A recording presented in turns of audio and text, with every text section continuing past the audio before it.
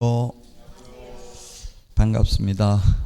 오늘부터 동형 모의고사 이제 4회분을 하고 이번 주 토요일 날 백선 특강합니다. 그럼 100문제, 160문제, 260문제를 푸는데 실제 시험에 똑같은 문제 하나도 안 나옵니다. 사실은 똑같이는 그때 옛날에 유사하게 거의 비슷하게 한 3개 지문 정도 똑같이 나와가지고 저보고 문제 유출했냐고 의심받았어요. 문제 유출하면 처벌받죠. 그래서 어떤 과목이든 똑같이 5개 지문 똑같은 건 절대 안 나옵니다. 그 문제가 출제하러 가는 사람도 문제 좀 유출해주고 가라고 제가 농담을 하니까 머리가 나빠서 해줄 수가 없대. 알몸으로 들어간대요. 들어갈 때 출제하러 아무것도 못 가져간다고요.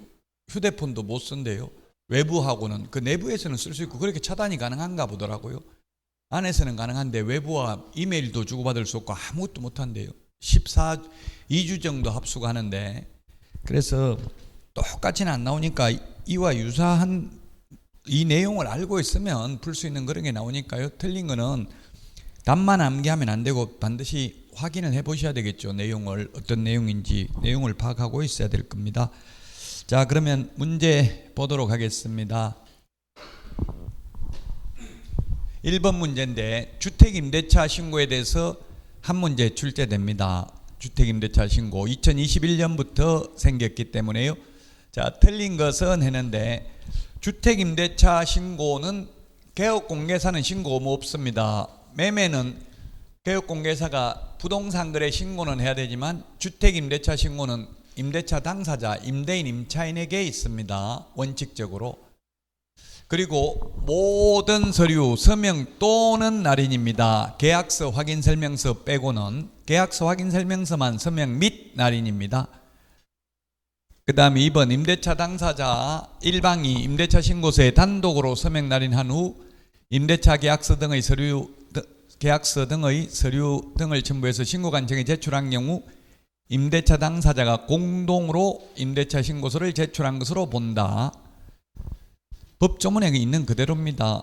3번 임대차 계약 당사자 중 일방이 국가 등인 경우는 국가 등이 신고해야 된다. 해제 신고는 오직 거래 당사자에게만 있고 국가 등도 해제 신고 의무 없습니다. 해제 신고는 개업공개사나 국가 등이 할 수는 있습니다. 그러나 주택임대차 신고는 또 국가 등이 일방 당사자면 국가 등이 주택임대차 신고해야 됩니다. 개업공개사는 주택임대차 신고해 줄 수는 있습니다. 근데 개업공개사가 신고하여야 한다. 4번 X죠. 매매계약이면 부동산거래 신고는 개업공개사가 해야 됩니다. 중개거래인 경우. 그러나 주택임대차 신고 의무는 개업공개사에게 없습니다. 다만 해줄 수는 있습니다. 5번 계약을 갱신하는 경우로서 보증금 및 차임의 정감 없이 임대차 기간만을 연장하는 계약은 신고 대상이 아니다.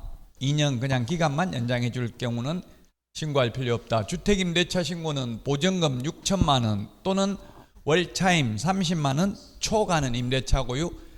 그 다음에 경기도 광역시 외의 군지역은 신고 대상 아닙니다. 주택임대차 계약 체결일로부터 30일 이내에 신고해야 됩니다.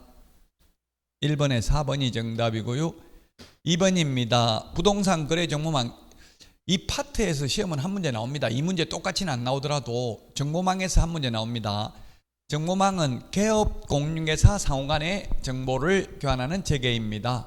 틀린 거 되는데 국토부 장관이 지정할 수 있습니다. 2차 과목에서는 이렇게 주어를 묻는 게 많이 나옵니다. 국토부 장관, 시도지사, 시장, 군수구청장, 국토부 장관이 지정할 수 있고요. 지정이라는 말은 오직 공인중개사법에 여기 한 번만 사용합니다. 나머지 지정이라는 말 없습니다. 거래정보사업자 지정할 수 있고요. 정보망은 개업 공인중개사 상호간입니다. 의뢰인 상호간에 개업공개사와 의뢰인 간에 이렇게 하면 X입니다. 개업공개사 상호간의 정보를 교환하는 체계이고요. 그 다음에 지정받은 날로부터 3개월 이내에 지정받은 날로부터입니다. 지정 신청한 날로부터 문제를 쉽게 내면 3개월 대신에 1개월 뭐 이런 식으로 문제를 바꾸면 쉬운데 어렵게 내려면 3개월은 그대로 두고 지정받은 날부터를 지정 신청한 날로부터 이렇게 바꾸면 어려워요. 지정 신청하면 30일 이내에 지정서를 교부하죠. 그래서 지정 신청한 날로부터가 아니라 지정받은 날로부터 3개월 이내에 운영규정을 제정하여 국토교통부 장관 승인받아야 됩니다. 지정권자가 국토부 장관이죠. 자, 그 다음에 4번 거래정보사업자가 요거 시험에 4번 출제됐습니다. 1년 대신에 2년 X, 6개월 X. 지정받은 날로부터 1년 이내에 정보망을 설치 운영해야 되고, 설치 운영하면 안 하면 지정을 취소할 수 있습니다. 암기 프린터 8번에 있는데 지정 취소 사유 부운정 1회 취소할 수 있습니다. 지정 취소해야 되는 경우, 해야 한다 이렇게 나오면 무조건 X. 자격 취소는 무조건 해야 된다. 지정 취소, 업무 정지, 자격 정지는 해야 된다가 아니라 할 수 있다. 자, 그 다음에 이게 정보를 거짓 공개한 경우, 거래정보사업자가 거짓 공개하면 1년 이하의 징역이나 1,000만 원 이하의 벌금이고 지정을 취소할 수 있지만, 주어가 누구예요? 개업공개사잖아요. 개업공개사. 개업공개사는 징역 벌금이 아니고 업무정지죠. 업무정지. 암기 프린터 55번 거짓 부정한 방법 있죠. 55번 암기 프린터 55번에 동그라미 6번입니까? 지금 제가 암기 프린터를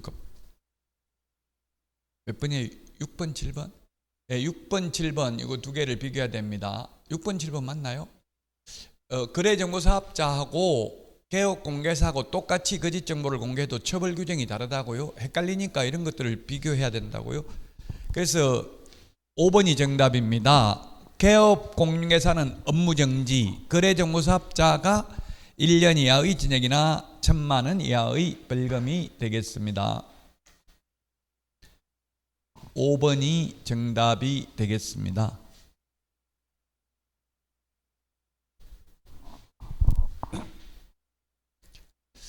자, 다음은 3번입니다. 계약서 작성에 대해서도 시험에 한 문제 나옵니다. 물론 이 문제 그대로 나온다는 게 아니라 한 문제 나옵니다. 그래서 아마 다음 주부터 이렇게 동형 모의고사 해도 내나 똑같은 파트에서 계속 문제는 나오는 거예요. 그런데도 불구하고 100점은 잘 안 나와요. 이상하게 점수는 시험 볼 때마다.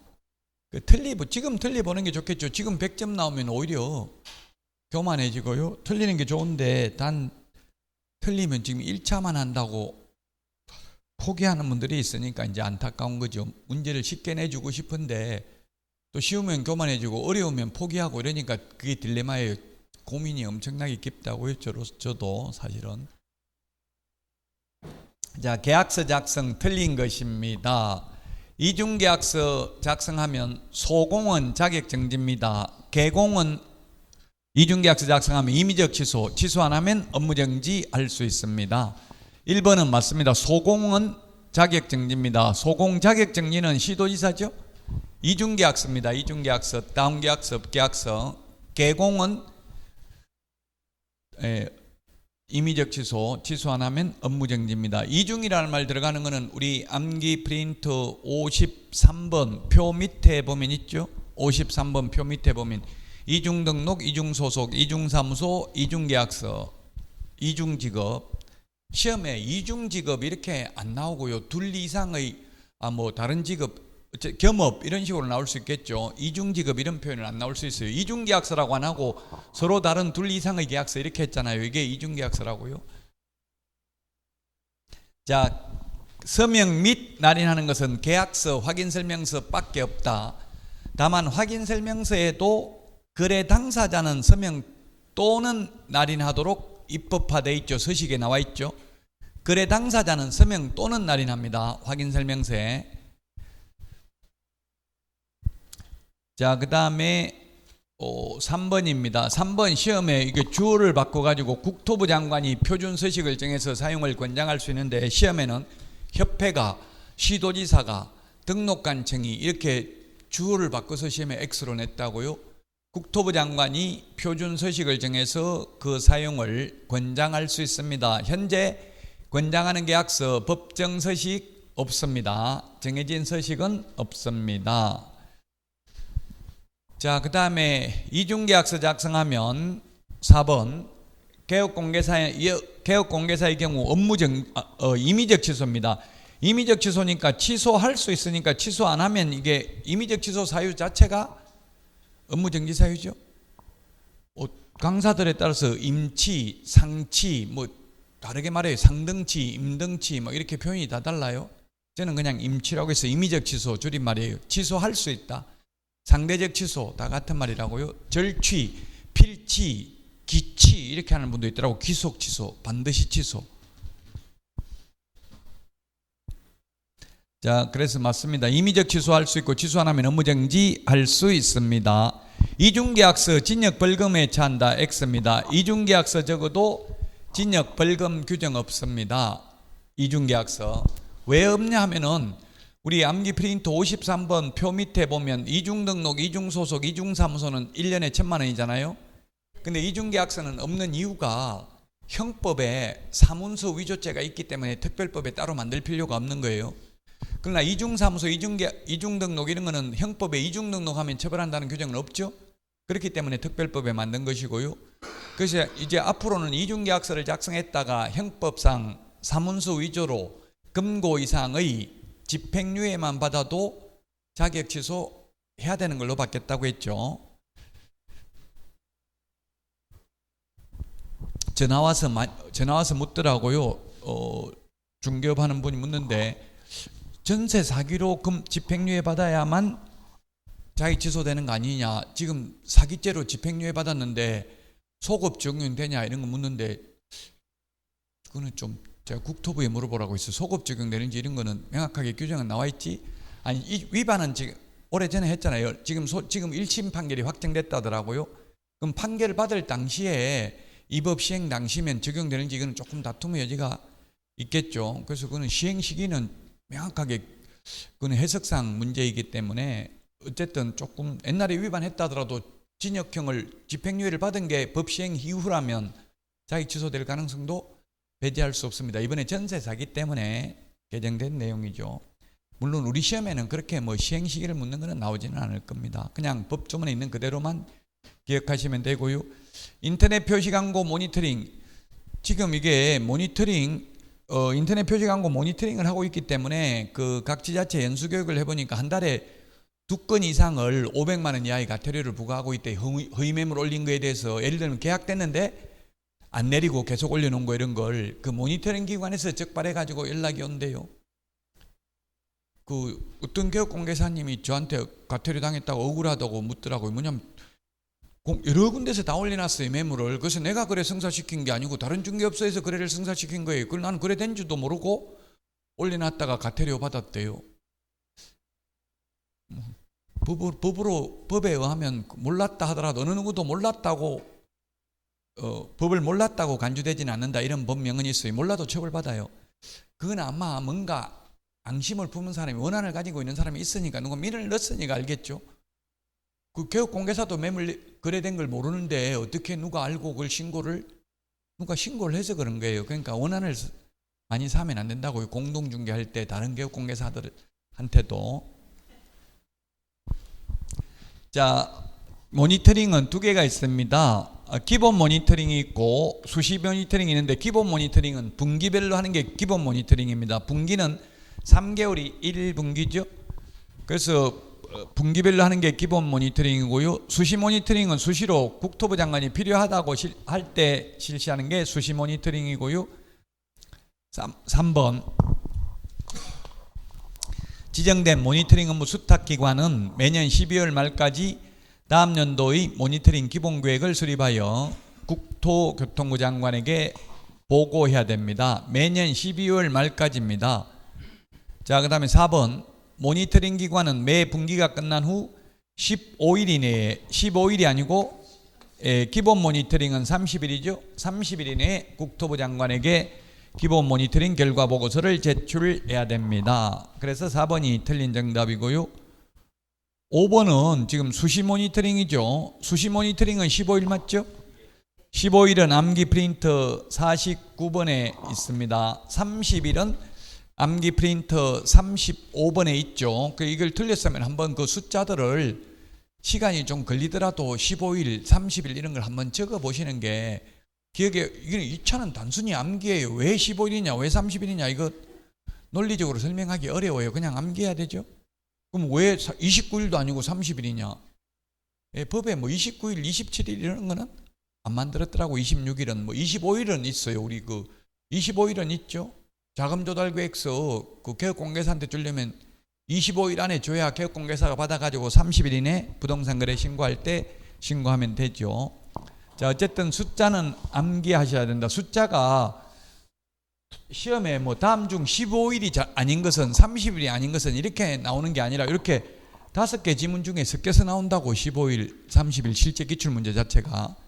그래서 최대한 제가 실제 기출문제에 부합하도록 노력은 했습니다. 근데 일부 뭐 한두 문제는 약간 사이드에 있는 게 있어요. 실제 시험도 논란이 대상이 되고 사이드에 있는 문제가 한두 문제 있어요. 꼭 100% 중요한 것만 내진 않아요. 자, 중개 대상물로 볼 수 없는 것을 모두 고른 것은 했는데 중개상물 세차장, 이동식 세차장 구조물 중개상물 아니다. 그냥 지금은 이게 이제 논리적으로 안 되면 그냥 암기하시면 돼요. 판례입니다. 판례. 이동식 세차장 구조물은 중개상물이 아니라는 건 아무나 중개하고 돈 받아도 상관없다는 이야기. 별로 중요한 물건 아니니까.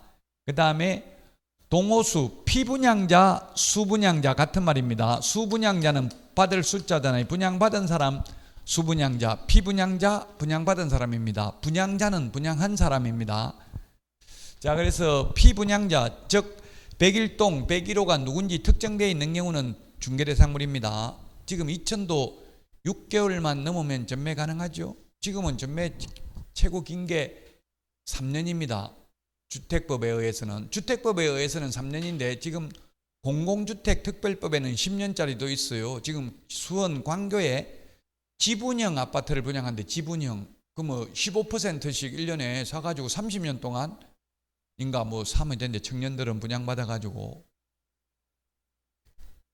와이프한테 그런 거 우리도 해보자니까 그런 불확실한 거 절대 안 한다더라고. 사전청약 이런 거 절대 안 한다더라고. 언제 죽을지 모르는데 사전청약 했다가 분양가도 확정 안 돼 있는 거 그런 걸 왜 하냐 이렇게 하더라고. 사람마다 성향이 다르죠. 근데 젊은 분들, 청년들도 그 별 메리트가 없는 것 같아요. 대출 받아가지고 이자 내는 거나 큰 차이는 없어요. 그 대신에 이제 소득이 없어가지고 대출이 안 될 수 있는데 지분 이거는 뭐 대출을 안 해도 되니까 어쨌든 그런 게 나왔다 하더라고요. 지분형. 이때까지 없던 주택입니다. 법에는 2021년도인가 제정됐는데 이번에 분양을 하는데 후분양이래요. 후분양. 2028년인가 입주한다더라고요. 입주 이제 다 지어놓고 분양하는 거예요. 자, 어쨌든 이 피분양자가 정해진 거는 중개상물입니다. 이거는 미래의 건축물 중개상물이고요. 그 다음에 이른바 대토권, 이주자 택지를 공급받을 수 있는 대토권. 예를 들면 중리지구에 원래 있던 원주민들한테는 대토권을 주죠. 땅을. 왜냐하면 조상대대로 물려받은 땅 돈도 싫다. 한 발자국도 여기서 못 물러나겠다. 이런 식으로 한다고 거품 물고. 그러면 그래 여기서 집 짓고 그럼 살 수 있도록 땅으로 줄게. 대신 현금 보상 대신에. 그게 대토권입니다. 대토권을 받으려고 하죠. 왜냐하면 조성원가 비슷하게 이렇게 가격을 주니까 싸잖아요. 그러면 그걸 다시 나중에 되팔면 시세 차익이 있으니까 대토권을 받으려고 그래요. 현금 보상보다.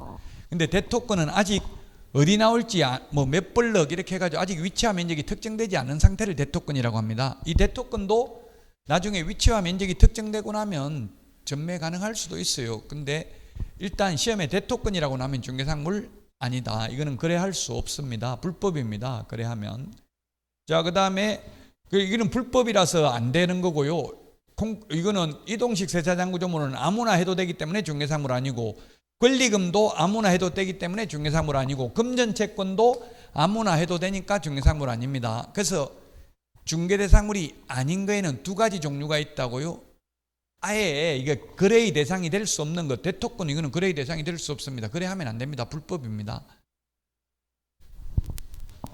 국유재산, 공유재산도 개인이 거래할 수 없잖아요. 그래서 중개상물 아니고요. 그 다음에 이런 거 이동식 세차장 구조물이나 금전채권이나 권리금은 굳이 개업공개사만 할 수 있는 게 아니라 아무나 할 수 있기 때문에 자격증 안 따고 해도 되니까 중개상물 아니다. 중개대상물은 개업공인중개사만이 중개를 업으로 할 수 있는 대상물이 중개상물이다.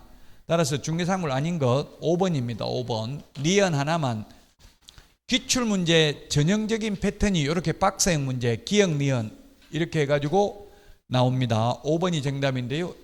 19문제가 작년에 19문제가 이렇게 박스형 문제로 출제됐습니다. 이런 문제에 좀 익숙해지셔야 됩니다. 박스형 문제. 자, 요것도 기출문제 전형적인 패턴이죠. 자, 그다음 아까 중개상물도 한 문제 나오고요. 중개상물 파트에서. 자, 그럼 이거는 뭐 여러 개 다 있네요. 등록인장 변경한 경우에 변경한 경우에는 7일 이내 변경 등록 맞죠? 7일 이내 변경 등록이고요. 그다음에 손해배상 책임에 관한 사항 설명도 하고 보증관계증서 사본 교부도 해야 되죠. 설명하고 교부도 해야 됩니다. 그래서 틀렸고, 전속중개계약은 의뢰인에게 2주일에 1회 이상 문서로 통지해야 됩니다. 구두는 안 됩니다. 시험에 통지 방법에 아무런 제한은 없다. X로 출제됐습니다. 문서로 통지해야 됩니다. 기출문제 나왔던 지문이 계속해서 나옵니다. 똑같이 5개 다 나오진 않지만 한 개씩은 무조건 똑같은 게 섞여서 나옵니다. 일반 중개계약서는 보존 업무 없습니다. 전속중개계약서 확인설명서 3년 보존, 거래계약서 5년 보존, 매수신청 대리 관련 서류 5년 보존입니다. 그래서 2번이 정답이 되겠습니다. 6번은.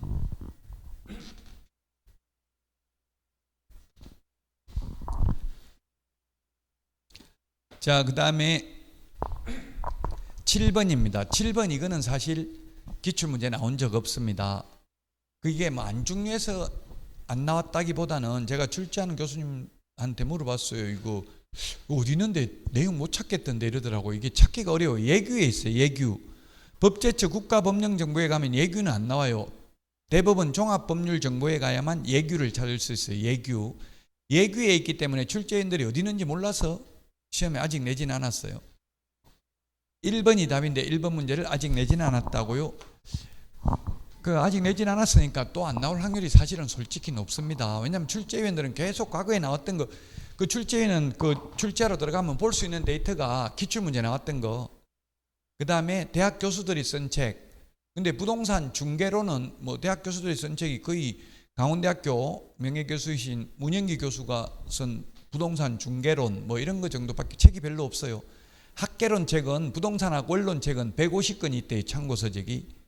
그래서 그거 보고 볼 게 많은데 공인중개사법은 별로 볼 것도 없고 책에도 별로 없고 기출문제도 안 나왔는데 이러면 그건 시험에 거의 안 나온다고 보시면 돼요.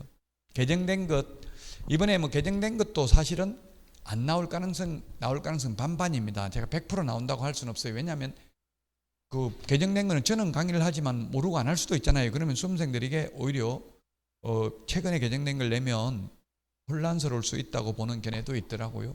근데 나온 적은 있어요. 과거에 10월 달에 아직 시행도 안 된 게 시험에 나왔어요. 근데 이 신청 받아주지 않았어요. 원래 뭐라고 돼 있냐면 시험지를 받아보면 오른쪽 그 시험지 메뉴의 주의사항에 시험 시행일 현재 시행되는 대한민국 법령을 기준으로 답하시오 이렇게 돼 있어요. 그럼 시행 안 되는 걸 내면 안 되잖아요. 시행되고 있어야지. 공포는 됐다 하더라도 시행 안 되는 걸 내면 안 되는데도 불구하고 냈는데 옛날에 이 신청 받아주지 않았어요. 시행 안 되는 걸 내놓고도. 자, 감정가 1%, 최저매각 가격의 1.5%입니다. 반대입니다. 반대. 자, 이게 뭐냐면 경매에 1억인데 유찰되면 그 다음에 얼마로 떨어집니까? 보통 서울 경기도는 20% 떨어진다고 했죠. 그 다음에 6,400만 원 이런 식으로 떨어집니다. 1억짜리가. 그러면 이게 뭐냐면 감정가격은 1억 이게 감정가격입니다. 최초 매각 최저 매각 가격은 감정 가격입니다. 그 다음에 한번 유찰되고 나면 이제 감정 가격은 그대로 1억이지만 최저 매각 가격은 8천만 원으로 떨어지죠. 그러니까 8천만 원에 1.5% 하면 얼마입니까? 120입니까? 1.5% 120만 자요. 1, 8은 8, 5, 8, 40 120만 원이죠. 그러니까 120만 원 받을 수 있다고요. 싸게 사주는 대신에 그럼 1억에 사주면 이게 감정가 1%니까 100만 원밖에 못 받는 거죠. 네, 1번이 정답입니다. 그 다음에 매수인이 되지 못한 경우, 우리 암기 프린트는 19번에 있습니다. 매수인이 되지 못한 경우에도 50만 원 받을 수 있고요. 실비 30만 원 받을 수 있고요. 실비 무조건 다 받는 게 아니라 원거리 출장비, 원거리 교통비는 받을 수 있는데 물론 영수증 첨부해야 되고 실비니까 실제 들어가야 되죠. 그러나 등기사항 증명서 비용, 근거리 교통비는 받을 수 없다. 왜냐하면 상담 및 권리분석 보수를 50만 원 받기 때문에 따로 이게 몇 푼 안 되는 거는 받으면 안 된다. 이게 굉장히 획기적인 내용이에요. 이게 2006년 1월 1일 시행됐는데요. 지금 변호사들 상담하려고 하니까 한 사무장이 물론 하더라고. 변호사가 보통 안 하고 사무장이 하고 최고 많이 받는 거는 10만 원까지 달라 하더라고요. 상담하는데 변호사도 거의 10만 원밖에 안 받는데 상담하는 데는 우리가 50만 원까지 받을 수 있으니까 상담해주고. 근데 현실적으로는 이거 상담해주고 받는 사람 한 명도 없습니다. 현실적으로. 이론적으로는 받을 수 있습니다. 상담 및 권리분석 보수 50만 원, 매수인이 되지 못한 경우도 50만 원. 그러면 낙찰 못 받아주더라도 개업공개사가 받을 수 있는 돈은 최대 얼마입니까? 30만 원, 50만 원, 80만 원, 100만 원, 130만 원. 이 중에 답이 있어요. 1번, 2번, 3번, 4번, 5번. 낙찰 못 받아줬다고요? 매수인이 못 됐다고요? 얼마? 50x, 80x, 30x. 두 개 남았네요. 둘 중에 하나. 네? 빨리 말해요. 틀려도 되니까 50% 확률 이제 둘 중에 하나 빨리 말해요. 100x 130만 원이에요. 왜냐하면 실비 30만 원 받을 수 있고요. 그 다음에 매수인이 되지 못한 경우 30만 원 받을 수 있고 상담 및 권리분석 보수 또 50만 원 받을 수 있잖아요. 상담 및 권리분석 보수. 매수인이 되지 못한 경우 50만 원. 여기는 상담 및 권리분석 보수는 안 나와 있는데 네, 따로 받을 수 있어요.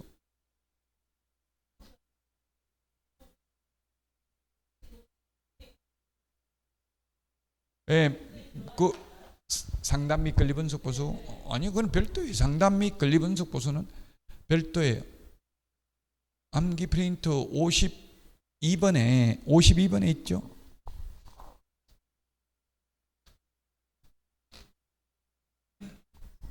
상담 및 권리분석 보수. 그러면 만약에 낙찰 받은 경우, 즉 매수인이 된 경우에는 요거 1.5 감정가 1% 또는 최저매가 이거 1.5% 이거 빼고 얼마 받을 수 있어요? 그럼 최대 낙찰 받아준 경우는 1% 또는 1.5% 이거는 금액이 얼마인지 모르잖아요. 그러니까 그건 빼고 최대 얼마 받을 수 있냐고. 요 5개 중에서 보기. 낙찰 받아준 경우 80x. 수학적 기초가 지금 전혀 없네. 80x 빨리. 30x 130x. 80 누가 했지? 80이 맞네. 80이 답이네. 제가 수학을 좀 못해요. 80이네. 80. 실비 30만 원 하고 그 다음에 상담 및 권리분석 보수 50원 받을 수 있어요. 매수인이 되지 못한 경우는 못 받죠. 매수인이 됐으니까 낙찰 받아줬으니까. 처음에 바로 80이랬어요. 80이 맞네. 80. 매수인이 된 경우 낙찰 받아주면 최대 80만 원 받을 수 있죠. 상담 이거 1% 또는 1.5% 이거 빼고 이거는 추가로 받을 수 있는 거고요. 빼고 80만 원 받을 수 있고요. 매수인이 되지 못한 경우에는 130만 원 받을 수 있습니다. 최대.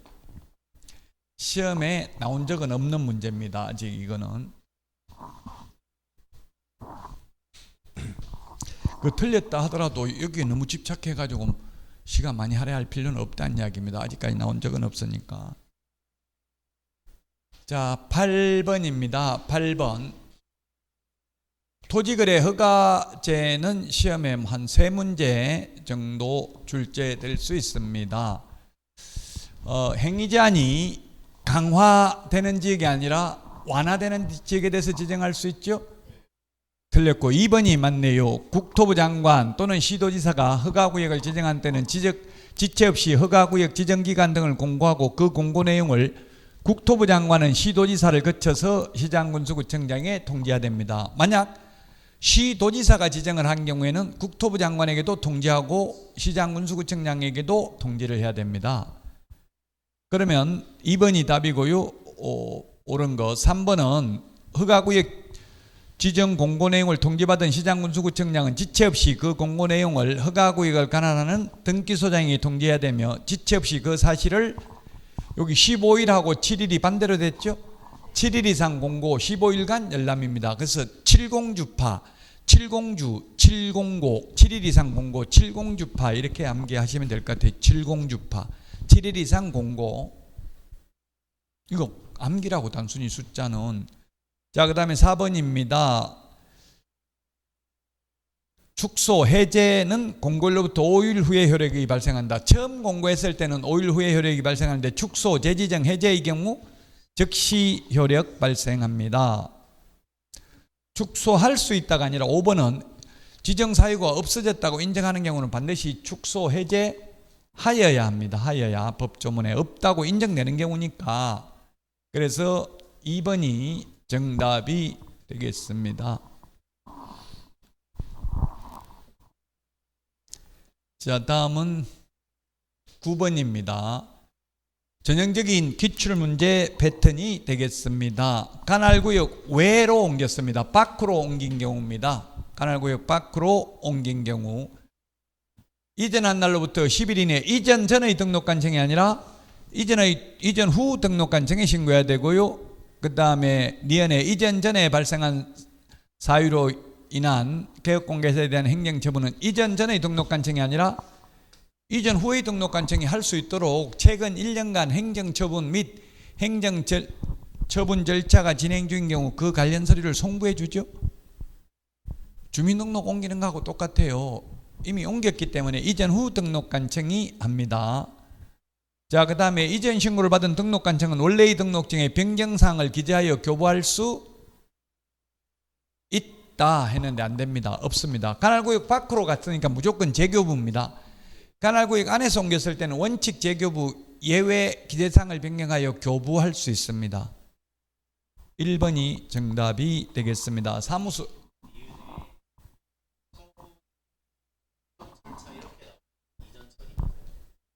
행정 절차 그렇게는 안 나와. 안 나오는 거 쓸데없는 거 생각하지 말라고. 그렇게 안 나와. 그렇게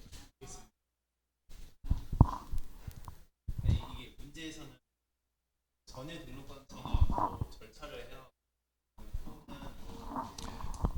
이렇게 나오더라고요. 안 나온다니까. 그런 게 어떻게 예상 기출 문제 푸니까 풀지 마. 그래, 그런 거 다른 출판사 거 그런 걸 쓸데없는 걸 풀지를 말라고.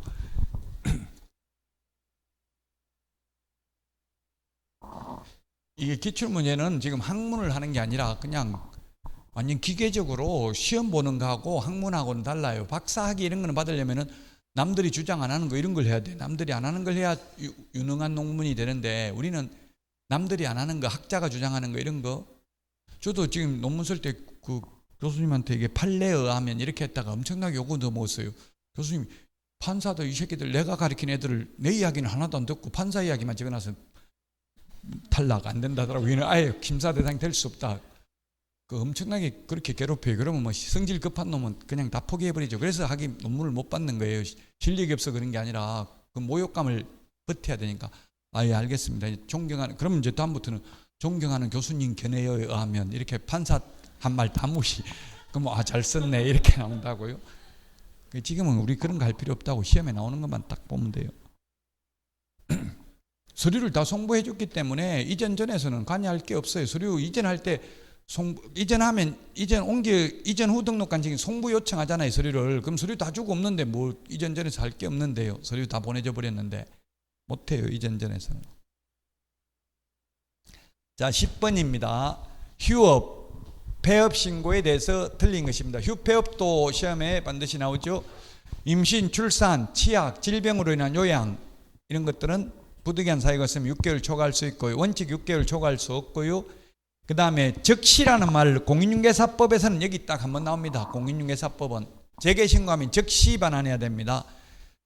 부동산 거래 신고 등에 관한 법률에서 적시 한번 나오죠. 허가받은 목적대로 사용을 안 해서 이행강제금을 부과했는데 이행을 했으면 새로운 이행강제금 부과는 즉시 중지해야 되죠. 그러나 이미 부과된 것은 징수해야 된다. 적시라는 표현 2번 나옵니다. 법조문에는. 나머지 서식의 처리기간 적시는 있습니다. 서식은 시험에 한 문제 물론 나오기는 합니다. 폐업신고 전자문서 할 수 있다. 휴업, 폐업은 전자문서 안 된다. 왜? 반납하러 가야 된다. 재개신고, 변경신고는 전자문서 가능합니다. 모두 미리 신고입니다. 휴업, 폐업, 재개, 변경신고 모두 미리 신고고요. 5번 3개월 초과해서 업무를 개시하지 않는 경우도 휴업 신고해야 됩니다. 등록 후 3개월 이내에 업무를 개시하지 않는 경우, 즉 3개월 초과하도록 업무 개시 안 하려면은 신고해야 됩니다. 초과니까 딱 3개월까지는 상관은 없겠죠, 물론. 자, 그 다음에 결격사유 시험에 최근 35년간 시험에 출제됐습니다. 결격사유 해당하지 않는 자, 선고유예는 기소유예, 선고유예는 결격사유 해당되지 않습니다. 집행유예는 유예기간 경과 후 2년이라고 했죠. 유예기간 경과 후 2년입니다.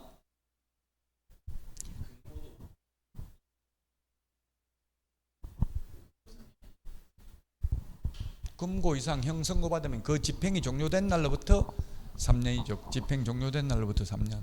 어디 가서 법학과 나왔다고 이야기하지 마. 좀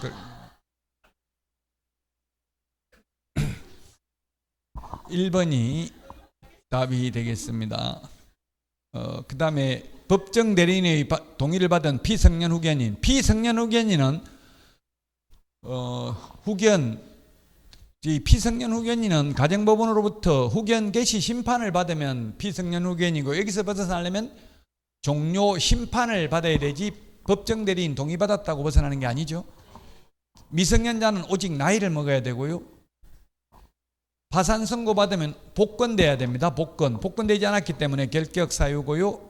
그 다음에 집행유예는 유예기간 경과 후 2년간 결격 사유니까 유예기간 중에 있으니까 당연히 결격 사유죠. 그 다음에 5번 징역형 선고받고 특별사면, 특별사면 법률 변경 형의 시효 완성 3년 지나야 됩니다. 일반 사면 즉시 벗어납니다. 공소시효가 완성되면 아예 처음부터 결격 사유 아닙니다. 공소시효 완성되면. 왜냐하면 공소 제기 기간 중이라도 결격 사유 아닙니다. 확정 판결 받기 전에는 재판에 계류 중이라도 결격 사유 아니죠. 그러니까 공소시효가 완성됐다면 처벌 안 받기 때문에 당연히 아예 처음부터 결격 사유 아닙니다. 이거 중요합니다. 이런 거는 결격 사유 암기 프린터 31번에 12가지가 있는데 이거는 해마다 시험에 출제됩니다. 반드시 출제됩니다. 인장 등록도 한 문제 출제됩니다. 틀린 것은 했는데 법인인 개업공개사는 대표자 자연인 인장이 아니라 법인의 인장입니다. 법인 인장, 법인 인감도장이어야 합니다. 대표자 자연인 인장 X, 인장 등록 전자문서 가능합니다. 소속 공인계사 인장 등록 안 하면 자격정지, 개업공개사는 업무정지. 그 다음에 4번 개업공개사는 등록 신청하면서 해도 되고 소속 공인계사는 고용 신고하면서 해도 되고 별도의 인장 등록 신고서에 의해서 해도 됩니다. 5번 법인인 개업공개사 인장 등록은 법인 인감도장이어야 하니까 인감증명서 제출로 가름한다. 인감증명서 제출로 가름합니다. 그래서 5번이 아니고 1번이 정답이고요. 개인은 7mm 이상 30mm 이내의 도장이어야 되지만 법인은 크기 제한이 없어요. 왜냐하면 법인 인감도장이니까 크기 제한이 없다고요. 따로 개인은 실명 도장이면 됩니다. 개인은 꼭 인감도장일 필요는 없죠. 인장등록 시험에 한 문제 반드시 나옵니다. 그래서 인장등록 신고서 서식은 3가지입니다. 근데 등록인장 변경신고서 서식은 1가지밖에 없죠. 왜냐하면 인장 등록할 때는 이게 중개사무소 개설 등록하면서 할 수도 있고 소속공개사 고용신고하면서 할 수도 있고 별도의 인장 등록 신고서에 의해서 할 수도 있기 때문에. 자, 그 다음에 13번입니다. 청문 실시하지 않아도 되는 것. 청문은 자격 취소, 등록 취소, 지정 취소, 취소 3개만 청문한다고 했습니다. 취소 3개만. 매수 신청 대리인 등록 취소는 취소라도 청문하지 않죠. 10일 이상 기간을 정하여 구술 또는 서면에 의한 의견 진술 기회를 부여합니다. 답은 2번이네요. 최근 1년 이내에 이 법에 의해서 2회 이상 업무정지 또는 과태료 처분을 받고 또다시 과태료에 해당되는 위반 행위를 하면 이거는 업무정지죠. 업무정지니까 자격정지, 업무정지 이런 건 청문 안 한다고요? 취소 3개만 청문합니다. 취소 3개만 청문을 한다. 나머지는 이중 등록 절대적 취소고요. 부정하는 방법으로 등록 절대적 취소, 양도되어 절대적 취소, 전부 절대적 취소네요. 2번이 정답이 되겠습니다. 업무 정지이기 때문에 청문할 필요 없습니다. 자, 이거 올해 개정된 내용입니다. 집행유예 유예기간 경과 후 2년간 결격 사유에 해당되고요. 그 다음에 저도 충격받았는데 연수교육 받은 분이 질문하시더라고요. 심각하게 고민하더니만 사장님 혼자, 그러면 저 혼자 있으면 4명까지만 고용 가능하고 소속관계사 1명 더 있으면 9명까지는 고용 가능하다는 이야기죠. 이렇게 하더라고요. 초과 이하를 아마 구분 못한 것 같아요. 초과. 사장님 혼자 있으면 직원 보조원 몇 명 둘 수 있어요? 5명까지. 5배수를 초과할 수 없다. 5배수까지는 가능하다는 얘기잖아요. 초과할 수 없으니까 5명까지 가능하고요. 소속관계사 1명 더 있으면 10명까지는 고용할 수 있다. 만약 이를 초과하게 되면 1년 이하의 징역이나 1,000만 원 이하의 벌금이고 절대적 등록 취소입니다. 그 다음에 보조원이라는 사실을 미리 고지해야 되고, 고지 안 하면 500만 원 이하의 과태료고, 고지 안 하면 보조원만 받는 게 아니라 그 사장도 500만 원 이하의 과태료다. 다만 사장이 그 위반 행위를 방지하기 위하여 상당한 주의와 감독을 게을리하지 아니한 경우에는 그러하지 아니하다. 예, 4번이 틀린 정답이네요. 초과해서 고용하면 절대적 취소라고. 절대적 취소. 자, 그 다음에 5번 개업공개사는 주택임대차 계약을 체결하려는 의뢰인에게 임대인이 납부하지 아니한 국세, 지방세, 열람을 신청할 수 있다는 사항을 설명해야 된다. 보증금이 1,000만 원이 초과되면은 주인 동의 안 받고도 국세, 지방세 체납 사실을 열람할 수 있습니다. 세입자가 이제 임대차 계약을 체결한 경우, 계약 효력 발생하기 전에. 요즘 지금 현업에 있는 분들 보니까 전부 국세, 지방세, 완납증명서 떼오라고 한대요. 동주민센터에서 다 뗄 수 있대요. 현실적으로는 아예 내놓을 때, 매물 내놓을 때 다 떼오라고 한대요. 지금 광고도 지금 현업에 있는 분들 말 들어보니까 좀 문제가 있기는 하더라고요. 이게 광고 거래되면 다 내려야 되잖아요. 한 사람이 내리니까 전부 다 내렸대. 네이버에 올리는 걸 한 사람이 내리니까 이제 거래됐다는 거잖아요. 그러니까 다른 사람도 내려야지. 그냥 거래된 거 모르고 안 내렸다고 처벌받는다 했잖아요. 같이 다 내렸대. 그 며칠 있으니까 다시 또 그 내린 사람이 다시 올렸대. 내려놓고 왜 또 올리냐 하니까 계약 취소됐다. 계약했다가 취소됐다고 다시 올렸대. 그럼 네이버에서 광고비만 받는 거예요. 내렸다 다시 올렸다고 끝이 아니고 또 올리려면 또 광고비 내야 된대요. 광고비가 비싸진 않아요. 한 건 올리는데 뭐 한 1,700원 뭐 몇천 원밖에 안 해요. 1-2천 원 정도밖에. 그렇게 비싸진 않는데, 근데 제 친구는 한 달에 광고비가 네이버에 100만 원 넘게 들어간다더라고요. 왜 그렇게 많이 들어가냐, 말이 안 된다 이랬더니만 올렸던 거 또 올리고 또 올리고 막 하여튼 그렇게 하는 경우도 있대요. 왜 또 올리고 또 올리냐 하면 올리는 지 오래되면은 뭐 뒷페이지를 넘어가가지고 뭐 안 보여가지고 새로 올리고 뭐 어쨌든 광고비 100만 원 이상 들어간다더라고요. 광고를 하는 거는 광고를 하면 연락이 오는데 광고 안 하면 연락이 손님들이 안 오는 경우가 많대요, 현실적으로. 자, 여기까지 하고 쉬었다가 하도록 하겠습니다.